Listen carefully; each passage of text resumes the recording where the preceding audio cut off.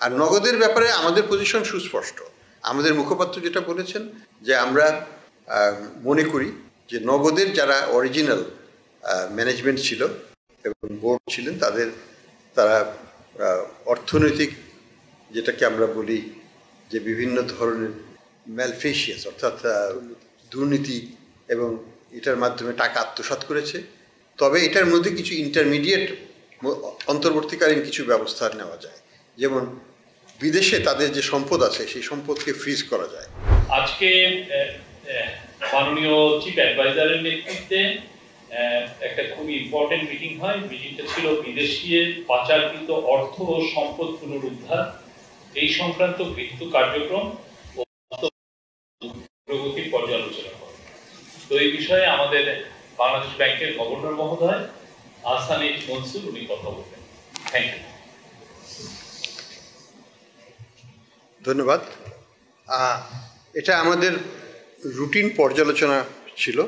প্রতি মাসে আমাদের একদিন করে আমাদের মাননীয় চিফ অ্যাডভাইজার মহোদয় ওনাকে আমরা অবহিত করি এবং অ্যাসেট রিকভারিতে কি প্রোগ্রেস হয়েছে, আমরা কি ধরনের ইস্যু বা চ্যালেঞ্জেস ফেস করছি, আমাদের কি ধরনের নতুন কার্যক্রম বা আইনগত অসুবিধা দূর করার কি করা যায়, এই স্ট্র্যাটেজিগুলো নিয়ে আমরা আলোচনা করি। তো এই প্রেক্ষাপটেই আজকের আলোচনাটা হয়েছে। আপনারা হয়তো জানেন যে আমরা ইতিমধ্যে বিদেশি প্রতিষ্ঠানগুলোর সাথে যোগাযোগ করেছি, তাদের সহায়তা নিচ্ছি। আমরা তাদেরকে মিউচুয়াল লিগ্যাল অ্যাসিস্ট্যান্স অর্থাৎ বাংলাদেশে যে ধরনের বিচার কার্য সম্পাদিত হয়েছে সেটার ভিত্তিতে বিদেশে যারা অর্থ পাচার করেছেন বা অর্থ আত্মসাৎ করে চলে গেছেন তাদের অর্থ কীভাবে জব্দ করা যায় সেই জন্য আমরা MLA মিউচুয়াল লিগ্যাল অ্যাসিস্ট্যান্স আমরা পাঠাচ্ছি।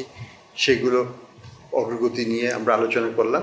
আমরা বিভিন্ন রকমের সিদ্ধান্ত নিয়েছি যাতে এই কাজটাকে আরও দ্রুত এগিয়ে নেওয়া যায়। তো এটাই হচ্ছে আমাদের প্রেক্ষাপট।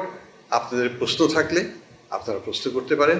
তবে আমরা একটা জিনিস বলি যে আমাদের যেটা একটা সিদ্ধান্ত হয়েছে যেটা গুরুত্বপূর্ণ, সেটা হচ্ছে যে আমাদের হাতে কিছু অর্থ জব্দ করা আছে যেটা বিভিন্ন ব্যাংকে এই যারা পলাতক আছেন বা যাদের নামে বিভিন্ন রকমের অর্থ আত্মসাৎ এবং পাচারের মামলা আছে তাদের ডিপোজিট করা অর্থ সেগুলোকে আমরা জব্দ করা আছে। সেগুলোর ব্যবহার কিভাবে হবে সেটা নিয়ে আলোচনা হয়েছে। আবার আমাদের হাতে বেশ কিছু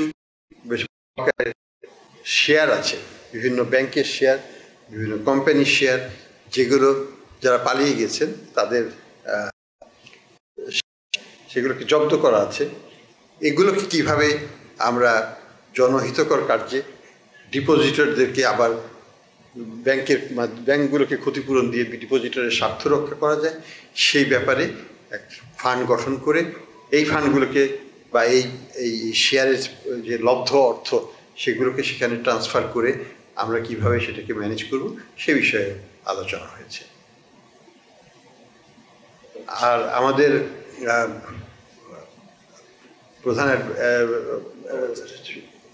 প্রধান উপদেষ্টা লন্ডন সফরে যাবেন, তখনও এটি বিষয়ে উনি কিছু তৎপরতা চালাবেন, সেই বিষয়টা নিয়েও আমরা আলোচনা করেছি। তো এইটাই হচ্ছে সারসংক্ষেপ। আপনাদের নিশ্চয়ই প্রশ্ন আছে, আমরা জবাব দেওয়ার চেষ্টা করব। প্রধান উপদেষ্টা আসলে বলেছেন যে লুটের টাকা ম্যানেজমেন্ট ফান্ড একটা করার জন্য যেটার দ্বারা যেটা বলেন ডিপোজিটর এবং এট দ্য সেম টাইম দরিদ্র জনগোষ্ঠী কল্যাণার্থে এই লুটের টাকাটা অনেক এটা এই পুরো টাকাটা সত্যিকার অর্থে বাজেট বা অন্য কোনো কিছুতে নিয়ে এসে এটা পুরো দরিদ্র জনগোষ্ঠীর জন্য লুটের টাকা ম্যানেজমেন্ট হবে উনি আজকে নির্দেশ দিয়েছেন। এই সংক্রান্ত একটা সিদ্ধান্ত হয়েছে। আরো অনেকগুলো বিষয় নিয়ে হয়েছে, আপনারা কোশ্চেন করতে পারেন। আপনার কোশ্চেন করার আগে নাম বলবেন এবং আপনার প্রতিষ্ঠানের নামটা বলবেন। Thank you. জি, আমি মেহেদী হাসান বলছিলাম একুশে টেলিভিশন থেকে। এ পর্যন্ত যে টাকা এবং শেয়ার জব্দ হয়েছে এগুলো টোটাল বাজার মূল্য কত? আর দ্বিতীয়ত, কোনো কারণে আমি পালিয়ে গেছি, আমি অপরাধী পালিয়ে গেছি, আমার টাকা বা সম্পদ আপনি জব্দ করবেন, ব্যবহার কোন আইনের বলে করবে? আমি অপরাধী প্রমাণিত হওয়ার আদালতে অপরাধী প্রমাণিত হওয়ার আগ পর্যন্ত এটা কি আপনি নিয়ে ব্যবহার করতে পারবেন? না, অবশ্যই আমরা আইনগতভাবেই এটা করব, কোনো মতে আইনের ব্যত্যয় হবে না। কোর্টের সিদ্ধান্ত হওয়ার পরেই এবং আইনের সঠিক ধারা প্রয়োগের মাধ্যমে এই কার্যকলাপ করতে হবে। প্রয়োজন বোধে আইনকে কিছু সংশোধন করতে হতে পারে, সেটা নিয়ে আমাদের আইন মন্ত্রণালয় এবং অ্যাটর্নি জেনারেলস অফিস সেটা নিয়ে কাজ করবেন। কিন্তু সেটা যদি প্রয়োজন হয়, এটা আমাদের বর্তমান আইন দিয়ে যদি করা সম্ভব হয় আমরা সেটাও করব। বাট লক্ষ্যটা হচ্ছে একটা ফান্ড প্রতিষ্ঠা করা, যে ফান্ডের টাকা দিয়ে ব্যাংকগুলোকে আমরা ক্ষতিপূরণ দিতে পারবো, কারণ ব্যাংকগুলো তো বিশালভাবে ক্ষতিগ্রস্ত হয়েছে, তাদের টাকাই তো লুট করা হয়েছে অনেক কাছে। আর বাকি টাকা যেগুলো নন ব্যাংক রিলেটেড অ্যাক্টিভিটি, যেমন হয়তো সেটা দুর্নীতির মাধ্যমে টাকা অর্জন করা হয়েছে, সেটা ব্যাংকের সাথে সম্পর্ক নয়, ব্যাংকের টাকা দিয়ে হয় নাই, সেই ক্ষেত্রে সেই ধরনের সম্পদ, সেগুলো যেটা ব্যাংকের সাথে যেটা কোলেটারালাইজ না, সেই প্রপার্টিগুলোকে তখন সরকার তাদের আরেকটা ফান্ডে নিয়ে জনহিতকর কাজে সেটাকে ব্যয় করবে। কিন্তু সবই আইনগতভাবে করা হবে, আইনের বাইরে নয়। আমরা জানি যে ইসলামিক ব্যাংক যেমন সবচেয়ে বড় ব্যাংক আমাদের, সেখানে বিদেশি বিনিয়োগকারী ছিল, ভালো ভালো বিনিয়োগকারী ছিল, কিন্তু তারা সব চলে গেছে, তারা বর্তমানে নাই, এবং সেই শেয়ারগুলো একই মালিকানাধীনই ছিল, এবং সেটা এখন সরকারের কাছে এটা অবরুদ্ধ অবস্থা আছে। এই শেয়ারগুলো কোনো ট্রানজ্যাকশন করা সম্ভব নয় এটাকে। তো আইনগত যেটা আমরা করব সেটা হচ্ছে, ধরুন সেই গ্রুপের কত লোন আছে, সেই লোনের টাকাকে তো উদ্ধার করতে হবে। তো যদি আমরা অন্ততপক্ষে অর্ধেক বা তার বেশি এখান থেকে তাদের জব্দ করা এই শেয়ার থেকে বের করতে পারি, তাহলে সেটা আমাদের কাজে লাগবে। তো আমরা মনে করি যেমন শুধু ইসলামী ব্যাংকের যে শেয়ারটা আছে সালম গ্রুপের, এটার মূল্য হয়তো 10 থেকে 15,000 কোটি টাকার মধ্যে হবে। তো এই 12 থেকে 15,000 কোটি টাকা যদি আমরা ব্যাংককে ফেরত দিই, তাহলে ডিপোজিটার যাদের টাকা আত্মসাৎ করা হয়েছে তাদের সেই টাকাটা, ব্যাংকের তো ক্যাপিটাল শর্টফল হয়ে গেছে, ব্যাংক ক্যাপিটাল নাই, ব্যাংকের নন পারফরমেন্সের অনেক বেশি, এই জায়গাগুলোতে তখন তারা একটা স্বস্তিজনক স্থানে নিয়ে যেতে পারবে, আমাদের ব্যাংকিং খাতটা ঘুরে দাঁড়াবে। এবং নতুন এই শেয়ারটাকে আমরা কি করব, শেয়ারটাকে তো আমরা রাখবো, বাংলাদেশের সরকারেরও কোনো দরকার নেই এখানে হোল্ড করার, বাংলাদেশ ব্যাংকেরও করো, আমরা এটা একটা স্ট্র্যাটেজিক ইনভেস্টরের কাছে হস্তান্তর করব। হস্তান্তরের আগে সরকারকে মালিকানাটা টেম্পোরারিলি নিতে হবে, এই টেম্পোরারিলি মালিকানা নিয়ে সরকার তখন এটাকে হস্তান্তর করতে পারবে। আরেকজনের মালিকানায় থাকা অবস্থায় এটাকে হস্তান্তর করা যাবে না।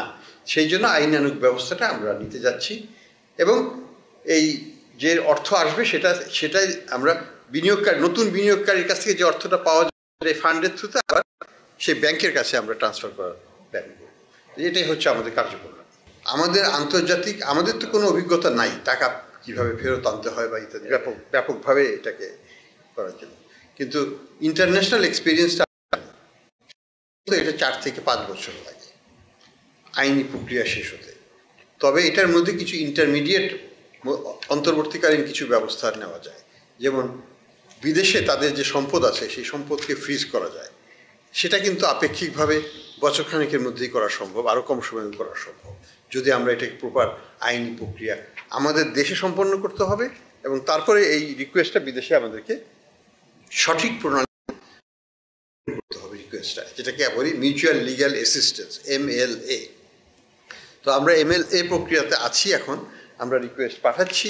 তো বিদেশিদের আমরা যদি সহায়তা পেয়ে যাই তাহলে তা কিন্তু আমরা তাদের অ্যাসেটটা ফ্রিজ করতে পারবো। অ্যাসেটটা ফ্রিজ হলে তার পরবর্তীতে কোর্টে আইনগত প্রক্রিয়া শুরু হবে, এবং সেই প্রক্রিয়া সমাধান হতে সাধারণত 4 থেকে 5 বছর লেগে যায় সর্বমোট, এবং সেই শেষেই আমরা জানতে পারবো যে আমরা এটা পুরোটা পাবো না।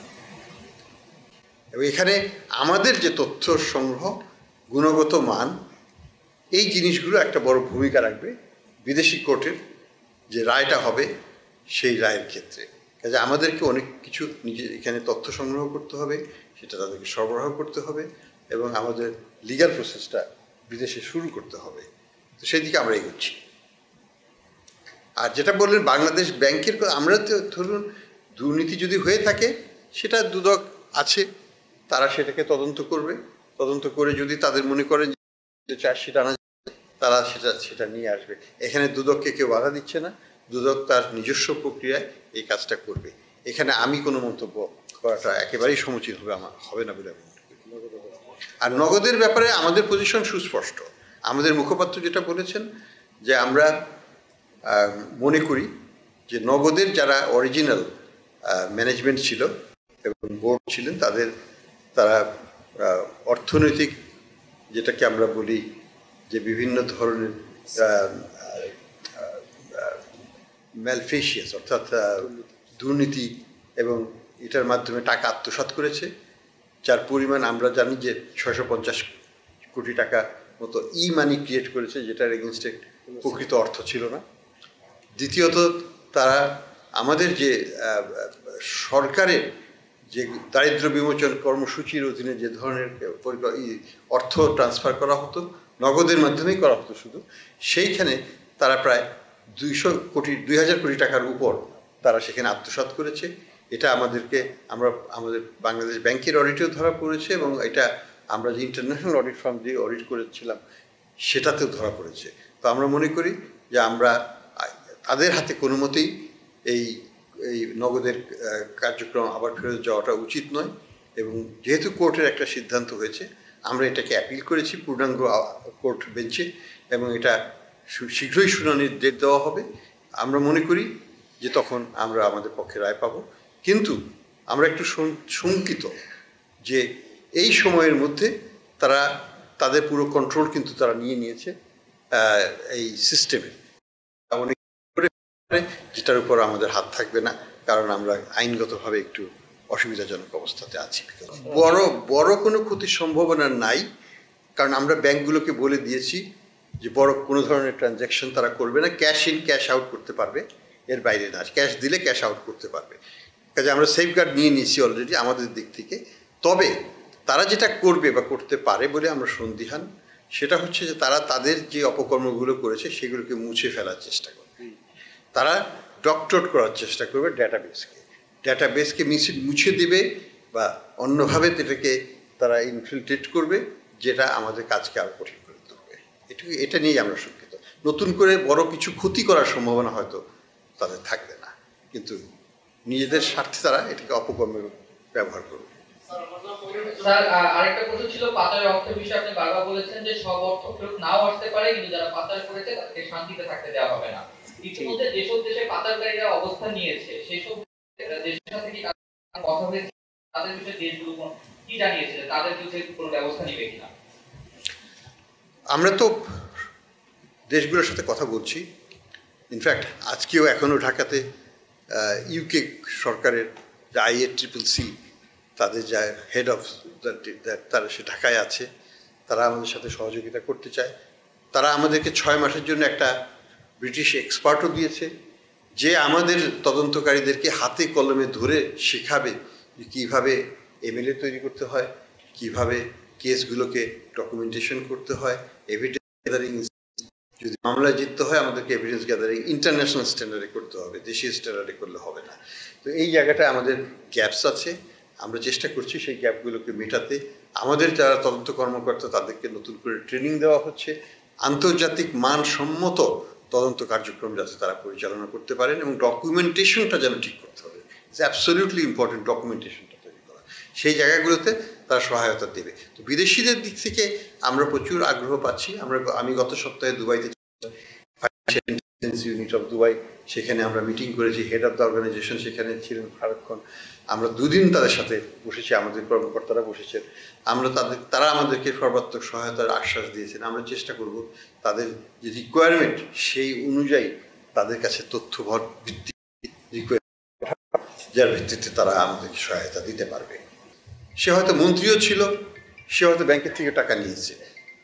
তো ব্যাংকের যে অর্থ যেগুলো ব্যাংকের থেকে নেওয়া হয়েছে লোন হিসাবে কিন্তু পরিশোধ করা হয়নি, সেই টাকাটা ব্যাংকের কাছেই আমরা ফেরত দিয়ে দেবো পরবর্তীতে, যদি আমরা এটাকে জব্দ করে থাকি। যেমন তাদের শেয়ারগুলো আছে সেই কোম্পানিতে, হয়তো এসালমের শেয়ার ধরে বা সাইফুজ্জামানের শেয়ার, সেগুলো আমরা যে ব্যাংকিং শেয়ার সেগুলোকে আমরা ব্যাংকে দিয়ে দেবো, কারণ এটা তো ব্যাংকেরই প্রাপ্য।